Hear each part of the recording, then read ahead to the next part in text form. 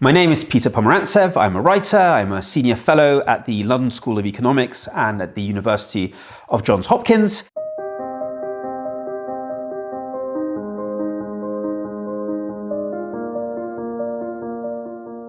Welcome to my exp.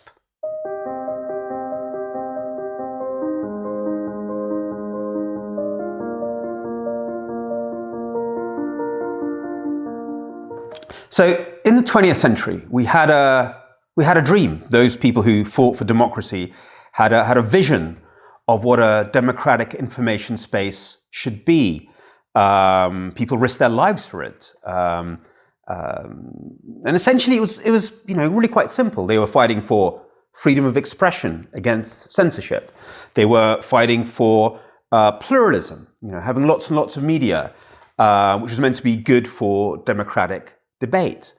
And they kind of all believed in a funny metaphor about the marketplace of ideas, that the best information would rise to the top.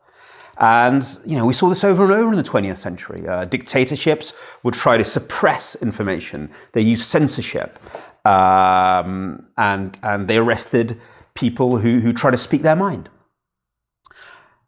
In the 21st century, in a way, even authoritarian countries like Russia have much less censorship. We live in an age of what some academics term information abundance.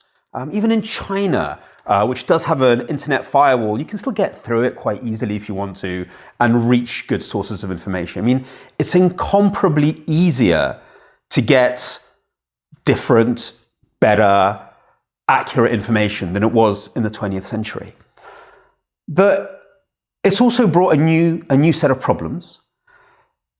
People feel very lost in this kind of chaos of overabundance of information.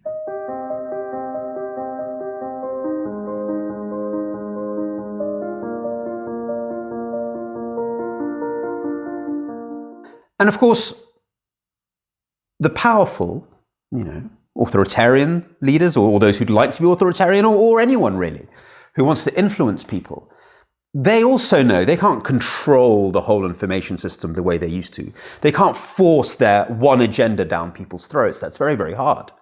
So they've learned to play a different game. A lot of them capitalize on this kind of, on the abundance of information. They flood the zone with so much information, disinformation, people become confused. And when they become confused and they can't think in terms of facts and evidence anymore, what becomes much more important is sort of emotion and tribal identity. So you have a whole movement of leaders across the world. They're not trying to be ideological anymore. They're not trying to win an argument about the best economic system and trying to prove that they're doing well. But they do appeal to these new forms of political identity. The real Americans or the true people. Often we call this populism, but the thing to understand about this sort of digital populism, it's all about creating new identities, not essential ones, but new ones, which are very, very loose.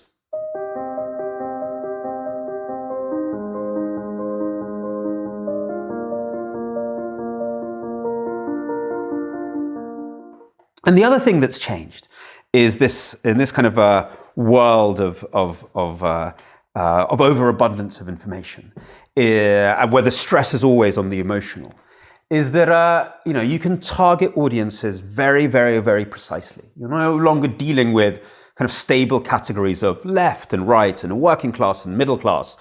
You're dealing with little groups of passion and interest, whether it's defending some sort of niche environmental cause, or it's a passion for some sort of quasi-religious cult, whatever. You can find these little groups on the internet, and then you tailor your messaging to fit them as precisely as you can, and you keep on feeding them different types of messages, different types of ads, until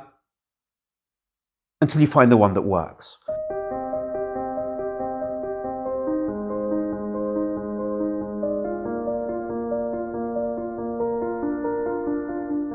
I'm always relieved when I look at the data, because looking at the propaganda is horrific. It's so obvious how it's created.